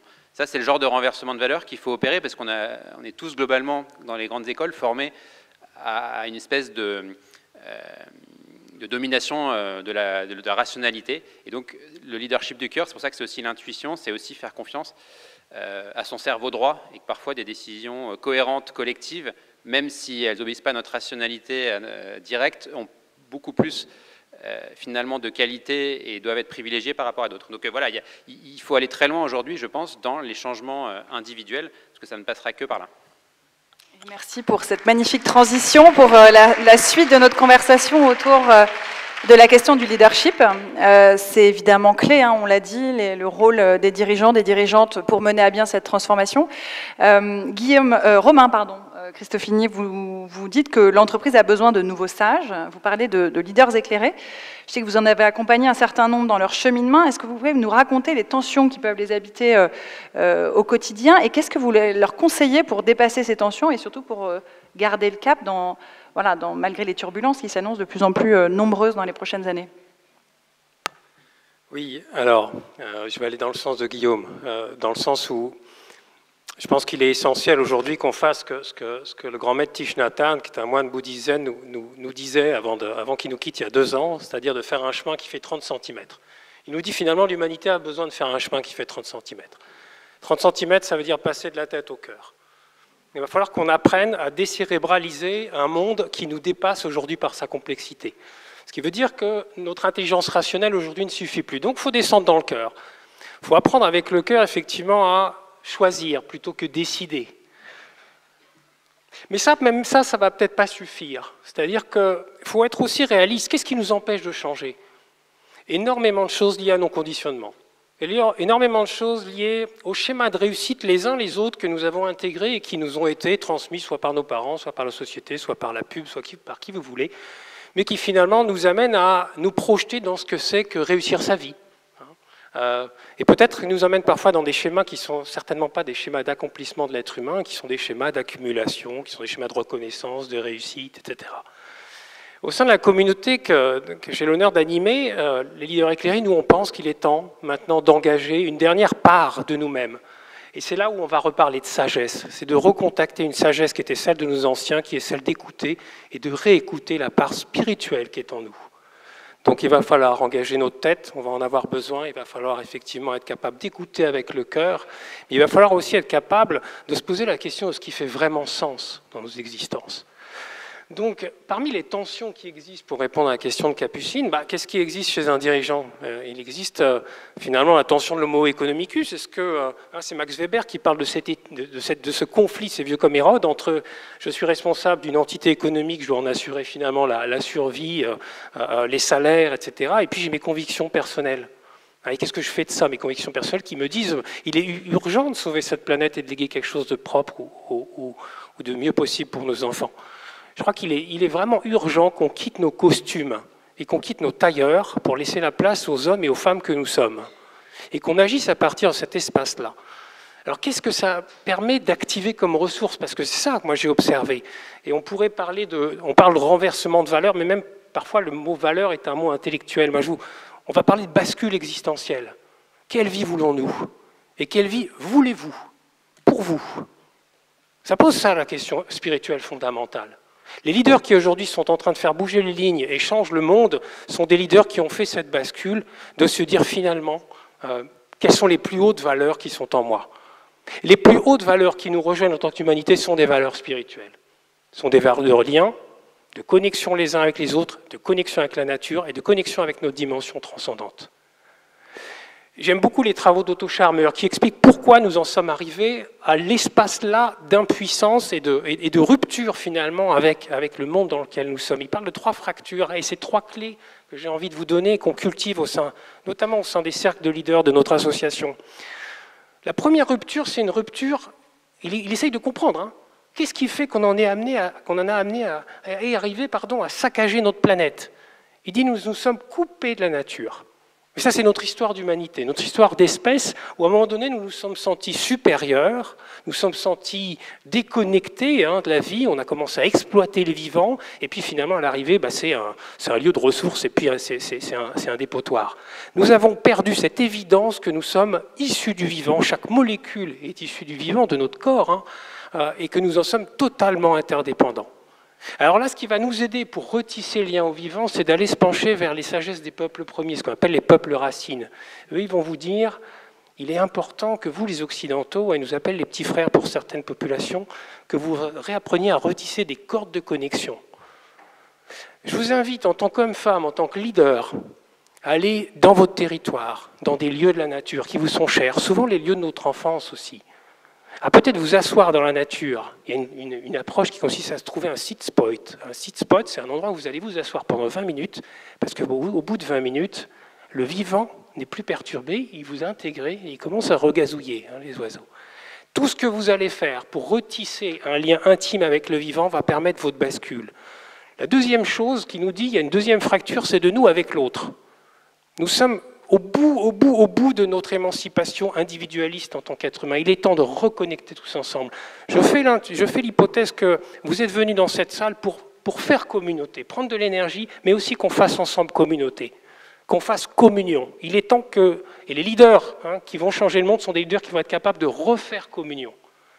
Nous mettons en commun, et qu'est-ce qu'on met en commun? Notre humanité. Et par quoi le travail souvent commence? Je vous invite à regarder les travaux de Joanna Macy. Il commence par honorer notre souffrance pour ce qui est en train de se passer et reconnaître la gratitude d'être en vie et de tout ce que le vivant nous apporte. Et puis la troisième fracture, qui est une clé également que je vous invite à explorer, qui est celle vraiment du leader qui va s'engager du coup corps et âme. Je crois que nous devons mettre nos vies dans la balance maintenant, nos existences dans la balance. La troisième fracture, c'est de nous avec nous-mêmes. C'est de nous avec notre part spirituelle qui a bien soif d'autre chose que d'accumuler, que de réussir dans une société, parfois qui est une société de l'accumulation ou de la réussite un peu factice. Donc ça implique un travail d'intériorité. Soyez le changement que vous voulez voir dans le monde, a dit Gandhi. Je veux la paix dans le monde, je dois faire de la paix en moi. Donc ça invite à regarder les schémas de l'ego. Qu'est-ce qui va freiner en fait? Qu'est-ce qui nous freine dans nos transformations d'entreprise? C'est nos peurs. Beaucoup de nos peurs viennent de notre ego. De ne pas être aimé, de ne pas être en sécurité, de ne pas réussir. Donc vous voyez qu'il y a un travail d'intériorité qui est extrêmement important. Et je finirai sur une chose, parce que ça, on n'en parle pas assez. On parle beaucoup de raisons d'être d'entreprise. Et donc c'est très bien, il y a énormément de raisons d'être d'entreprise. Il y a des missions d'entreprise, et c'est parfait. J'entends très peu, et pourtant ils le font, ce travail, de dirigeants, d'hommes et de femmes qui osent partager leur vocation personnelle. Guillaume a parlé de vocation. Il n'y a pas que les infirmières, il n'y a pas que les aidants. On a tous, dans cette pièce ici, quelque chose de singulier à amener au monde. On a tous une fonction. Dans les visions animistes, on parle de la fonction. Chaque animal a une fonction. Une marguerite ne se compare pas à un chêne. Donc on a tous ici quelque chose à amener dans la symphonie du monde. Mais ce travail, il faut qu'on aille le faire. Et Nietzsche nous disait, je finis là-dessus, il nous disait « Celui qui a un pourquoi peut endurer n'importe quel comment ». Donc je pense qu'il est temps de nous réveiller à nous-mêmes et d'engager cette part-là, et ça veut dire oser parler de spiritualité, notamment parler d'existentiel, si c'est mieux pour vous. Mais il est temps que nos entreprises redeviennent des lieux où on va pouvoir peut-être exprimer davantage nos aspirations les plus hautes pour le monde.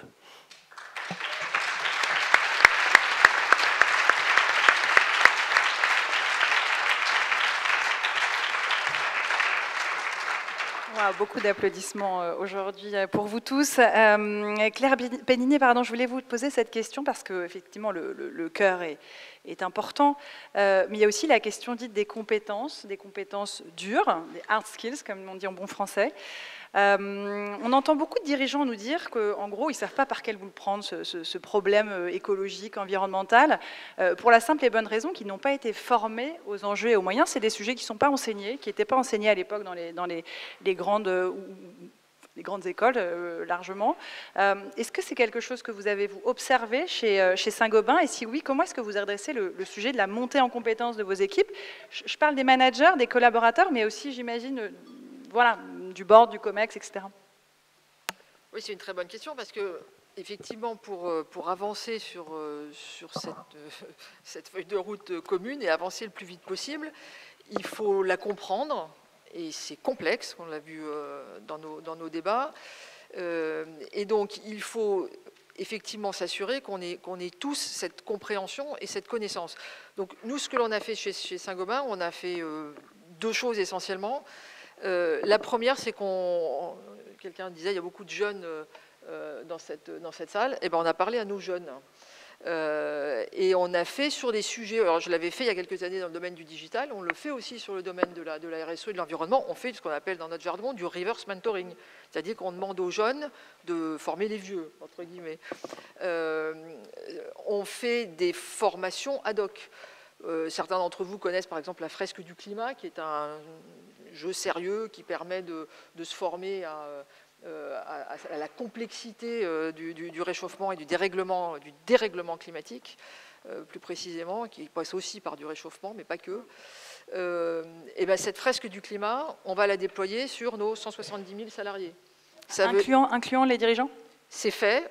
J'ai fait une fresque du climat au niveau du comité exécutif, donc on y a consacré une demi-journée. On l'a fait tous ensemble. Je pense qu'on peut applaudir. Hein. Et c'est pas dans toutes les entreprises. Et on descend, entre guillemets, dans l'organisation et on s'est donné 2 ans pour toucher l'intégralité de nos salariés. Ça, c'est un mode de formation. On a des formations digitales, on a des formations en présentiel. Donc, vous avez complètement raison. Il faut former à ces sujets parce que tout le monde, évidemment, y est confronté dans son quotidien, tout le monde voit la dégradation de la nature, tout le monde comprend ou voit la sécheresse, les dérèglements. Mais la compréhension et comment je peux agir dessus, ça doit vraiment s'apprendre. Et puis je rebondirais sur ce que vous disiez, il faut donner du sens à tout ça. Il faut donner de la motivation à tous nos salariés. Et donc, c'est là où on retrouve ce qui, dans une entreprise, pour moi, est clé, c'est l'alignement entre sa raison d'être, sa stratégie et sa culture et ses modes de management. Et ça passe, par exemple, chez nous, par de la confiance, c'est-à-dire on donne les clés. Ça passe par beaucoup de collaboration. Et ce que Guillaume disait sur la manière dont, alors lui, il l'exprime particulièrement bien, et je pense qu'on le fait beaucoup dans nos projets aussi chez Saint-Gobain. C'est de la confiance, c'est de la collaboration et c'est de la prise en charge. On donne aux gens les clés sur un certain nombre de projets. On a tout un programme, par exemple, qui s'appelle Agir durablement, où on dit aux gens, ben, voilà, vous avez un projet, vous voulez améliorer telle chose, oui, voilà le budget, voilà les clés, vous le faites. Et ça, on le déploie dans beaucoup de pays. Super, n'hésitez pas, hein, je le disais en intro, à poser vos questions au fil de l'eau. On a déjà un tout petit peu dépassé l'heure qu'on s'était donnée, donc vraiment, les micros sont sur les tables. Oui, je vous en prie. Micro. Ah ouais, à votre tour. Vous allez voir, ils sont pas... Oui, merci. Alors j'ai tendance à être de tempérament optimiste, chaleureux, convivial, et j'hésitais un petit peu à poser ma question. C'est une question plus globalement pour le groupe Saint-Gobain, pardon. Je viens des secteurs pyrénéens, j'ai fait un bug. Donc ce n'est vraiment pas orienté sur la personne, je le dis bien. Et je suis sincère dans ma question. Je mets ces préalables, vous comprendrez pourquoi. Parce qu'en fait, j'ai bien entendu toute l'histoire que vous avez autour de la prise en compte de ces sujets-là, etc.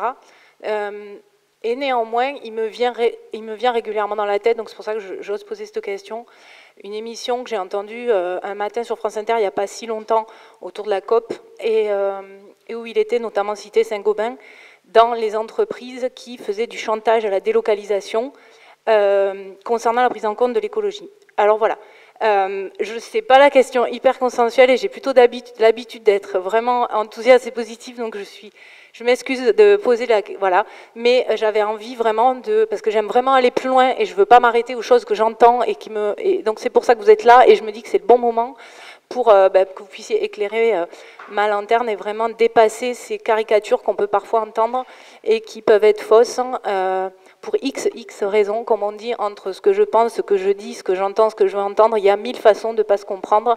Donc merci beaucoup de pouvoir me répondre, me donner des éléments qui, je pense, intéresseront aussi les personnes ici. Merci pour votre question. Alors, je pourrais faire une réponse facile, qui est, je ne vois absolument pas de quoi vous voulez parler. Et c'est très sincère, je ne sais pas ce que ça pourrait être. J'ai quelques collègues dans la salle qui peut-être auront la même remarque que moi. Délocalisation, je peux répondre de façon plus pragmatique pour nous. Délocalisation pour Saint-Gobain, ce n'est pas un sujet parce qu'on produit là où on vend. C'est-à-dire que le verre que vous achetez en France, la plaque de plâtre que vous achetez en France, la laine de verre que vous achetez en France, elle est produite en France et elle est vendue dans les magasins Point P, qui sont des magasins Saint-Gobain, ce que certains ne savent pas forcément, aux artisans qui vont le poser chez vous. Donc je ne peux pas délocaliser parce que si je délocalise, je tue mon business en France. Donc pour moi, ça n'a même pas de sens, vous voyez ce que je veux dire? C'est pour ça que Mais on peut en discuter si ça vous intéresse après, parce que vous avez peut-être plus d'informations à me donner sur le sujet. Je pense que ça sera intéressant à discuter aussi avec les journalistes qui parfois font des raccourcis aussi dans des événements. Voilà, c'est les sujets de délocalisation, c'est vrai que ce sont des sujets qui, je pense, traversent ces problématiques, oui. Puisque, comme dirait Thomas Pesquet, on est tous sur la même planète et il n'y a pas de frontières, et en fait... voilà, les impacts, ils sont pour tout le monde, quelque part. C'est ce que je voulais vous dire. Ça n'a strictement aucun sens. Parce que si je délocalise pour plus polluer en France et pour polluer en Chine ou au Brésil, on n'a rien gagné au sujet. Donc, Oui, bonjour. Je lève la main. Excusez-moi, ici. Ah, là-bas. Est-ce que je peux poser ma question? Pardonnez-moi, on va prendre une ou deux questions max, et ensuite, nous, on a encore 2-3 petits sujets, notamment sur la question des KPI et des vulnérabilités, que je ne voudrais vraiment pas qu'on oublie. Et donc, je prends une ou deux questions maintenant, et allez-y, je vous en prie. Merci, c'est gentil. Alors déjà, merci beaucoup pour vos interventions.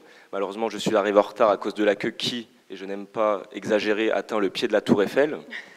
Mais j'ai une question très importante. Ce qui est plutôt une bonne nouvelle pour cette journée. Ouais, c'est ça, désolé pour ceux qui ont attendu. Non, je vous en prie. Et donc merci encore pour vos interventions qui sont très inspirantes. Mais j'ai constaté que vous adressiez, on avait l'impression que vous adressiez à la salle comme si nous étions tous des entrepreneurs à succès déjà confirmés à la tête de grandes entreprises. Mais peut-être que dans la salle, il y a comme moi des jeunes entrepreneurs ou des personnes qui souhaitent être entrepreneurs, mais peut-être qui sont encore étudiantes, qui sont des pères ou mères de famille, qui ont des bouches à nourrir. Et je sais que l'éthique est importante, mais quand on est au début ou quand on a envie de se lancer, on a envie que l'entreprise soit rentable pour ensuite grandir et là commencer à créer de la valeur pour la société. Donc j'ai une question globale très large, mais à laquelle vous pouvez toutes et tous répondre. Lorsqu'on est jeune entrepreneur ou lorsqu'on a envie d'être entrepreneur, quelle est la principale qualité ou le principal conseil que vous pourriez donner pour réussir et se lancer et s'épanouir dans l'entrepreneuriat qui est pour moi le plus beau des métiers? Merci. Alors, il me semble qu'on a eu une magnifique illustration, effectivement, au début de ce panel avec Guillaume et avec d'autres, bien sûr. Guillaume, tu veux en redire un mot? Alors ça pourrait appeler une longue réponse, mais aujourd'hui, on a la chance unique de vivre à un moment où il y a un écosystème pour les projets dits à impact qui n'a pas d'équivalent dans l'histoire, et j'espère que ça va continuer à grandir. J'ai parlé tout à l'heure de FitTrust, notre fonds d'investissement, mais j'aurais pu parler aussi d'accélérateurs d'entreprises sociales comme Entropia, du mouvement Impact France, voilà, de tous ces outils qui aujourd'hui existent. Donc aujourd'hui, on n'est pas, je pense que dans l'entrepreneuriat en particulier, on n'est pas obligé de sacrifier la fin du mois pour ne pas participer à la fin du monde. Et donc, il est tout à fait possible aujourd'hui de créer des entreprises. Il faut se tourner vers des structures d'accompagnement, il faut qu'il y en ait plus, je suis d'accord. Je pense que ce que le gouvernement a fait pour la French Tech devrait être fait puissance 10 000 pour un French Impact, et on peut encore mieux faire, mais voilà, allez via tous les gens qui sont ici, allez poser des questions, etc., et vous trouverez des gens qui peuvent vous aiguiller pour créer des entreprises qui sont à la fois rentables et contributives. Et je dirais qu'il y a un tel sujet aujourd'hui, une telle prise de conscience de toutes les parties prenantes, actionnaires, clients, etc., qu'il y a des belles activités qui peuvent être développées. Donc je pense qu'il ne faut pas se dire je devais d'abord gagner de l'argent et le redistribuer. Je pense que on n'en est plus là, malheureusement. Mais alors, quel serait votre conseil pour les jeunes entrepreneurs?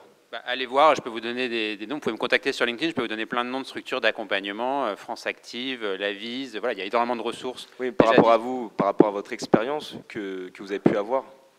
De se faire accompagner, c'est ça le conseil. Parce qu'effectivement, tout seul, on n'y arrive pas. N'hésitez pas à poursuivre la conversation en bilatéral. Je vous laisse poser votre question. Et puis, pardon, je vais prendre une seule question et puis on poursuivra après si ça vous va. Oui, bonjour. Donc moi, je m'appelle Aurélie Giraud, je suis entrepreneur et j'aide les entreprises à faire leur transition RSE. Donc je suis avec beaucoup de TPE, PME et petites ETI qui ont beaucoup de difficultés à commencer leur transition. Et en fait, j'ai passé à peu près la journée dans cette salle entre pourquoi on n'agit pas, c'est quoi la transformation des business models et maintenant basculer les valeurs.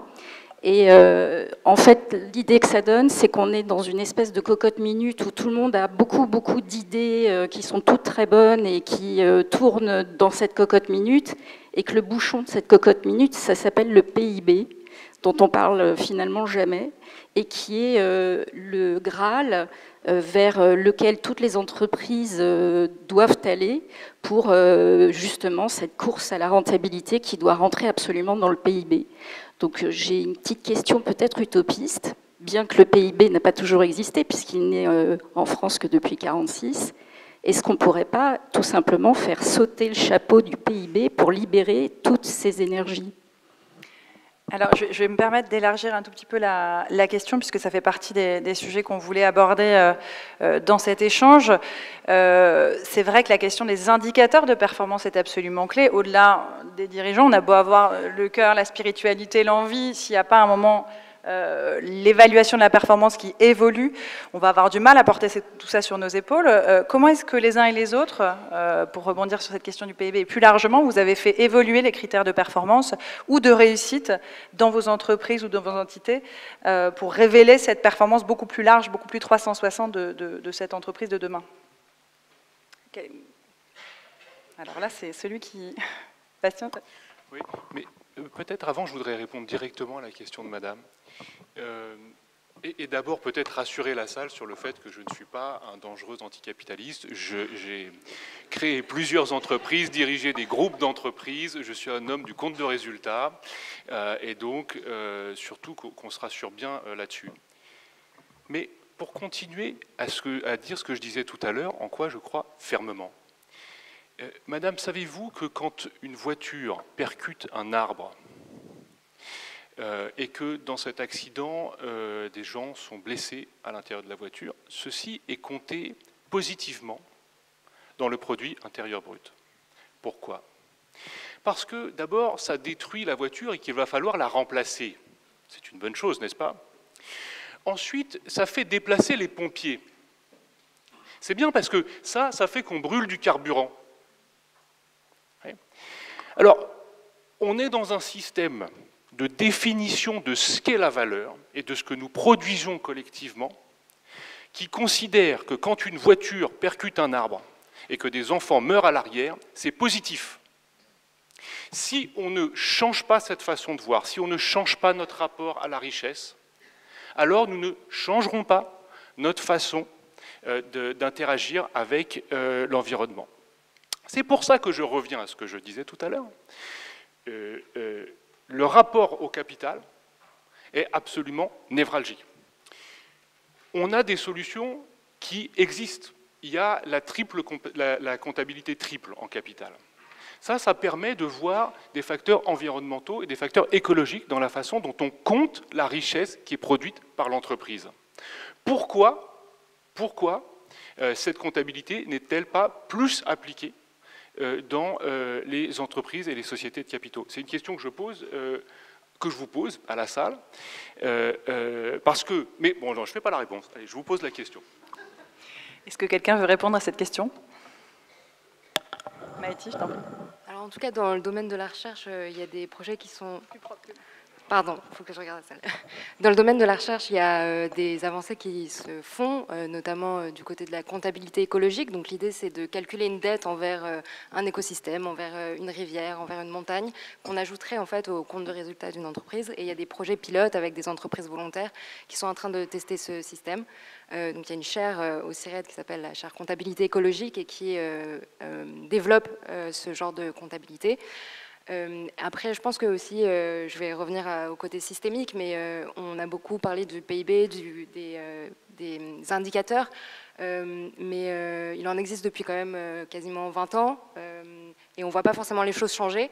Le Dow Jones Sustainable Index a été développé en 1999 et pourtant le réchauffement climatique ne s'est pas arrêté. L'érosion de la biodiversité continue de faire des ravages. Donc je ne suis pas sûre que trouver de nouveaux indicateurs soit la question. C'est peut-être une question d'harmonisation, une question de contrainte.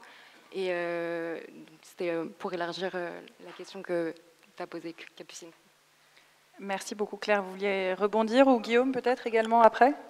Oui, pour donner l'illustration de ce qu'on fait dans une entreprise pour mesurer, parce que votre question est pertinente, pourquoi est-ce qu'on ne mesure pas? En fait, on mesure là où la performance financière est normée depuis très longtemps. On est en train de normer, alors c'est plus nouveau, donc ça prend un peu de temps, la performance extra-financière. Les normes, Madame vient de le dire, sont en train d'arriver. Et dans une entreprise comme Saint-Gobain, non seulement on mesure, mais en plus, y compris dans notre performance financière, on utilise des critères extra-financiers. Je m'explique, à chaque fois qu'on décide d'un investissement chez Saint-Gobain, on prend un coût du carbone pour décider de notre investissement. À chaque fois qu'on investit dans la R&D, on fait comme si le coût de carbone était élevé, de manière à s'assurer que nos innovations, elles vont être plus que rentables d'un point de vue de décarbonation. Donc c'est complètement intégré dans nos process. Autre exemple, 20% des rémunérations de nos managers, c'est des critères RSE. Et donc aujourd'hui, quand on prend une décision, si on était, ce qui n'est pas le cas, purement à regarder son propre intérêt personnel dans l'entreprise, on serait assez balancé entre l'intérêt financier et l'intérêt extra-financier, ne serait-ce qu'en termes de sa propre rémunération. Donc c'est vraiment intégré, et ça monte en puissance. On n'est pas dans un renversement, mais on est dans une montée en puissance régulière de cette performance extra-financière. Et vous avez raison, c'est comme ça qu'on va aussi arriver à progresser. Donc il faut accélérer là-dessus. En un mot, je crois que j'ai la réponse à la question de Bastien, c'est que le jour où on fera 3 capitales dans une entreprise, il faudra représenter les 3 capitales, donc il faudra faire évoluer les structures de gouvernance et avoir des salariés représentés dans l'humain, et on s'apparentera à ce que tu appelais de tes voeux tout à l'heure, donc à une forme de nouvelle coopérative où les 3 capitaux sont représentés. Et je pense que c'est précisément la raison pour laquelle ce n'est pas mis en place aujourd'hui, c'est que c'est un enjeu de pouvoir, et c'est ça qui est important, dont il faut prendre conscience, c'est que les normes comptables sont aujourd'hui des enjeux de pouvoir très importants. Il y a des grands débats entre les visions anglo-saxonnes, dans laquelle Emmanuel Faber, d'ailleurs, défend une position qui n'est pas celle forcément de tous les chercheurs européens sur ces sujets-là. Et donc, c'est des choses qui échappent à la plupart d'entre nous, parce que c'est très technique, mais qui sont des énormes enjeux de pouvoir. C'est pour ça que l'élargissement des gouvernances est absolument névralgique.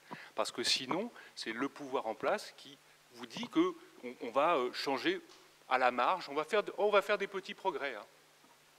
Mais on voit où on en est aujourd'hui. On n'en est plus là, en fait. Donc il faut ouvrir le capital, il faut ouvrir la gouvernance économique. Oui, j'aimerais juste, moi aussi, apporter ma petite pierre pour madame et revenir à l'échelle de la TPE et de l'entrepreneuriat, justement. Parce que la triple comptabilité, qui me paraît essentielle, est peut-être encore moins accessible pour une TPE. Ce qui peut être intéressant de se poser comme question quand on est entrepreneur ou patron d'une petite entreprise, c'est finalement qu'est-ce qu'on cherche à atteindre. Je crois que le diktat, c'est un diktat de la croissance. C'est un diktat de la croissance à tout prix qui est tellement finalement une évidence qu'on ne le remet pas en question. Si vous prenez Pocheco, qui est un industriel qui est dans le nord de la France et qui fonctionne sur les principes régénératifs, Pocheco s'est fixé un taux de rentabilité raisonné pour assurer sa survie. Ils sont sur un marché mature. C'est pour vous dire qu'on peut aussi raisonner en termes non plus de taux de croissance, mais taux de suffisance. Et de se dire en tant qu'équipe, en tant qu'entrepreneur, qu'est-ce qu'on veut vivre au fond? Qu'est-ce qu'on veut vivre? Dans le vivant, les croissances à l'infini, ça ne marche pas. Ça n'existe pas. Les arbres ne montent pas au ciel. Et ça fait typiquement, vous voyez la question que vous posez, ça fait typiquement partie des bascules que nous devons opérer aussi, c'est-à-dire apprendre, retrouver une sagesse qui est une évidence, c'est-à-dire apprendre à nous auto-limiter. Ça fait partie des grands principes des entreprises régénératives. Il va falloir aussi que les grands groupes se les appliquent, parce que le terrain de jeu mondial ayant été maintenant mangé à l'envi, on en est à créer des métaverses pour créer de nouveaux marchés, vous voyez, pour éviter finalement de se poser la question de comment on arrive à être dans la sérénité sans forcément être dans le diktat de cette croissance infinie. Alors, on aimerait passer des heures tous ensemble. Malheureusement, il nous reste juste quelques minutes et je voulais absolument qu'on vous entende, Tanguy Châtel, puisque vous êtes un grand spécialiste, vous, de la question des vulnérabilités. On le mentionnait quand on a échangé, préparé cet entretien, entre le Covid, entre le dérèglement climatique, les expériences de vie, vous dites que nos entreprises et celles qui les constituent vont être de plus en plus confrontées à cette vulnérabilité et qu'elle doit du coup véritablement faire partie de l'ADN de l'entreprise et devenir une force et plus une faiblesse. Comment est-ce qu'on réussit ce tour de force justement quand on est un dirigeant? Je pense que ce sera du coup la conclusion de notre échange et on prendra ensuite quelques questions s'il nous reste quelques minutes après. Ok. Alors, le cercle vulnérabilité et société que j'ai cofondé et dont Alain Vie est également membre fondateur part de l'idée que les vulnérabilités, en fait, nous ne savons pas ce que c'est. Nous en avons une idée un peu moralisante, considérant que c'est des formes de faiblesse qu'il faudrait essayer de corriger et que l'essentiel de notre société est construite là-dessus. Et donc que nos organisations le sont aussi. Et on a souhaité renverser complètement cette lecture en disant en fait les vulnérabilités c'est nous, c'est chacun d'entre nous. Et donc elles sont absolument partout et c'est passé par une forme de cartographie des vulnérabilités pour se rendre compte que ce n'est pas la maladie, le handicap, ceci, quel accident de vie, mais qu'en réalité la vulnérabilité c'est ce qui nous constitue en tant qu'être vivant et donc c'est véritablement le carburant de nos engagements. Et à partir de ça, l'entreprise ne peut pas continuer à traiter la vulnérabilité comme si c'était un accident qu'il fallait corriger à la marge. Sous-entendu, il y aurait 80% de biens portants qui produisent l'essentiel du chiffre d'affaires et du résultat, et puis 20% de wagons qu'il faudrait raccrocher péniblement. En réalité, tout le travail qu'on fait, et que je vous invite à aller voir en ligne, parce que je ne vais pas avoir là le temps de le développer, c'est de montrer qu'à la source de chaque invention, à la source de toute créativité, il y a une vulnérabilité ou des rencontres de vulnérabilité. Et que le tissu humain et le tissu de l'entreprise est tissé, en réalité, de cette cohabitation des vulnérabilités dont nous ne savons pas quoi faire. Et en réalité, c'est la lecture qu'on peut essayer d'en tirer, c'est une lecture écologique, là, pour le coup. C'est dire qu'il y a une vitalité fondamentale qui se tient dans nos vulnérabilités, qui dort tant qu'on ne sait pas l'exploiter. Donc essayons d'avoir une approche écologique qui ne soit pas simplement une approche des énergies fossiles, où on extrait et on appauvrit, mais une énergie renouvelable, propre, qui est celle de ce tissu humain. Et alors, rebondissant sur beaucoup de choses qui viennent d'être dites, eh bien, on a fait récemment 2 enquêtes qui sont éclairantes. La première, c'est celle qui montre que les aidants familiaux, ces gens qui sont des collaborateurs peu fiables parce qu'ils ont des agendas et des états d'âme, eh bien, en réalité, ils apprennent par les savoirs expérientiels un nombre de choses incalculables qu'on n'apprend pas à l'école et dont les entreprises, c'est pas moi qui le dis, c'est le forum de Davos, le Future of Jobs Report en 2020, dont l'entreprise dit que ça va constituer la force vive, l'importance de la compétence à l'horizon 2025. 2025, pas 2050. Et donc, comment apprendre à explorer ces savoirs expérientiels issus de l'expérience privée, elle-même issue de l'expérience de la vulnérabilité, que ce soit la maladie, le handicap, mais que ce soit le divorce, que ce soit un licenciement préalable, que ce soit un deuil dans la famille, que ce soit une addiction, que ce soit un burn-out ou que ce soit un problème d'illettrisme. Tout ça, ça vit dans l'entreprise, ça fait l'entreprise, et en réalité, nous avons là une matière première dont on ne fait rien. Parce qu'on est encore sur la vieille représentation que la matière première dont on fait quelque chose, c'est celle de la force. Or, je ne vous fais pas du Darwin à toute vitesse, mais quand même, Darwin ne nous dit pas que c'est les plus forts qui survivent, il nous dit que c'est ceux qui s'adaptent qui survivent. Donc la question de la survie du modèle, aujourd'hui, elle se pose, et la question du renversement de valeur. Deuxième enquête, qu'on a sortie la semaine dernière, Semaine européenne de l'emploi des personnes handicapées. C'est qu'en réalité, employer des personnes en situation de handicap dope la performance des entreprises, faite avec Randstad, AGFIP, enfin on a tout un tas de partenaires, AG2R, la mondiale, ça dope la performance des entreprises, notamment en termes de volume d'activité, mais aussi en termes de performance organisationnelle. Et donc si France Stratégie n'avait pas établi de lien entre la performance économique et financière de l'emploi des personnes handicapées, aujourd'hui on a quand même un lien sur le fait que ça produit de la performance organisationnelle, et donc derrière sociétale, et donc derrière de l'engagement, et donc derrière de la fluidité. Et c'est comme ça qu'on arrive à mettre en place la vulnérabilité comme étant le vecteur, le moteur de l'écologie de la société, de l'entreprise. Mais vous voyez bien derrière que la question des vulnérabilités, elle est transversale. Nos entreprises sont vulnérables, nos États sont vulnérables, la planète est vulnérable, tous les systèmes que nous avons construits depuis 40 ans ou 100 ans sont vulnérables. Et donc c'est à ce changement profond de représentation que nous devons aujourd'hui souscrire. Je termine sur une idée, parce qu'elle m'est chère, autant qu'à Romain, autant qu'à Jacques Hubrecht, c'est celle de la motivation de l'entrepreneur. Alors j'ai une autre casquette à côté d'ici, je suis président du Forum 104, qui est un lieu de rencontre interspirituelle et interculturelle, et donc à plusieurs, avec Entrepreneurs d'avenir, avec Leaders éclairés et d'autres acteurs, on a essayé de travailler sur ce moteur spirituel, osons le mot, tu l'as osé Romain, le moteur spirituel du chef d'entreprise et du manager, pour essayer de comprendre qu'est-ce qui me met en mouvement, qu'est-ce qui me nourrit plus que d'ailleurs ce qui me met mentalement en mouvement. Où est-ce que je tire ma sève? Et donc ça, c'est des enjeux qui concourent à l'entreprise régénérative, évidemment. Et vous voyez qu'on est sommé, on n'a plus le choix, pas simplement de changer les modèles parce qu'ils sont dysfonctionnels et qu'il faudra en trouver un plus fonctionnel, mais aller vers une dynamique qui soit une dynamique du vital, parce que le temps est devenu vital, l'urgence est devenue vitale, et donc il nous faut répondre avec ces mêmes moteurs-là. Ça veut dire qu'en fait, on n'est plus sur des transitions. La transition, c'est une évolution, une amélioration. On est sur des révolutions. On n'est même pas sur des révolutions.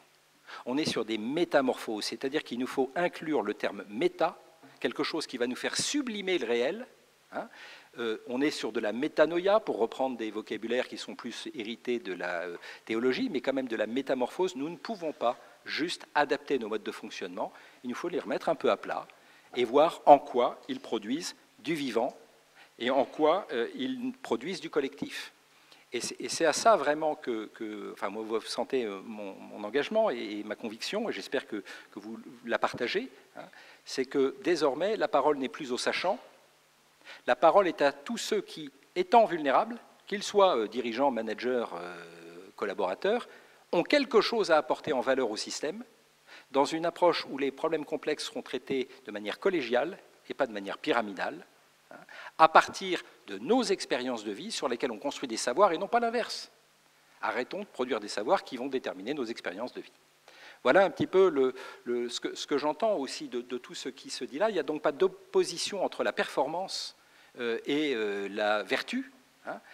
Il ne s'agit pas de régler les problèmes de vulnérabilité au nom de la morale, parce que c'est de la bien-pensance. Non, il s'agit d'être pragmatique, d'aller mesurer à quel point nos systèmes sont plus vifs, plus productifs, plus économes, plus inclusifs, dès lors que chacun descend un peu de son petit piédestal ou de sa fonction pour embrasser sa vulnérabilité et ensemble créer. Juste un dernier point, le PIB, on l'a dit, le PIB, on n'oubliera pas la création de richesse. Le PIB, il est produit sur de la vulnérabilité. Si vous supprimez la vulnérabilité du monde, il n'y a plus de PIB. Voilà. Donc la richesse, c'est notre conviction profonde, au cœur de la vulnérabilité. Magnifique conclusion, merci Tanguy Châtel. Le temps est malheureusement déjà écoulé. Est-ce que l'organisation nous laisse prendre une ou deux questions ou est-ce que vraiment... alors on me dit que non malheureusement, mais je vous laisse bien entendu échanger directement avec nos invités à la sortie de cette scène. Mille merci à tous d'être venus aujourd'hui. Et moi je vous laisserai méditer cette phrase de Jean-Louis Etienne qui m'anime tous les jours, qui dit la chose suivante: fais le maximum sur ta zone d'influence. Réfléchissez à votre zone d'influence et faites le maximum sur cette zone-là. C'est là qu'on a besoin de vous. Très bonne journée à tous et merci pour cet échange.